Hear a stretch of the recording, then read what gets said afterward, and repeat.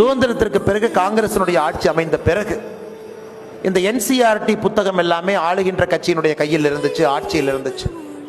நேதாஜி சுபாஷ் சந்திர போஸ் அவருடைய வரலாற்றை எல்லாம் இருட்டடிப்பு செய்து ஒரு இருண்ட சரித்திரமாக 1952க்கு பிறகு நேதாஜி அவர்களுடைய வாழ்க்கை முழுவதுமாக இருட்டடிப்பு செஞ்சுட்டாங்க.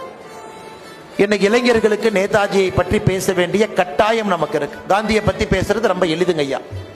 ஏன்னா அந்த நாட்டினுடைய அரசியல், நாட்டினுடைய சரித்திரம் எழுதப்பட்ட விதம் 99% காந்தி அவர்களை சார்ந்து இருக்கு.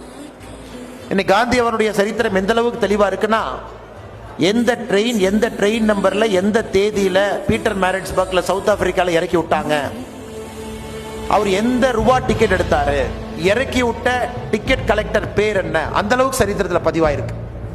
ஆனா நேதாஜி சுபாஷ் சந்திர போஸ் ஐயா அவருடைய சரித்திரம் அதெல்லாம் எதுவுமே நமக்கு தெரியாது, அந்த அளவுக்கு பதிவு செய்யப்படவில்லை. சில புத்தகங்களை படித்தா தான் நமக்கு தெரியும். நேதாஜி சுபாஷ் சந்திர போஸ் அவர்களை பொறுத்தவரை விவேகானந்தா அவர்களை, சுவாமி விவேகானந்தா அவர்களை தன்னுடைய குருவாக ஏற்றுக்கொண்டு அவரை போல் இருக்க வேண்டும் என்று ஒரு பெரிய வைராகிய வாழ்க்கை வாழ்ந்தவர்.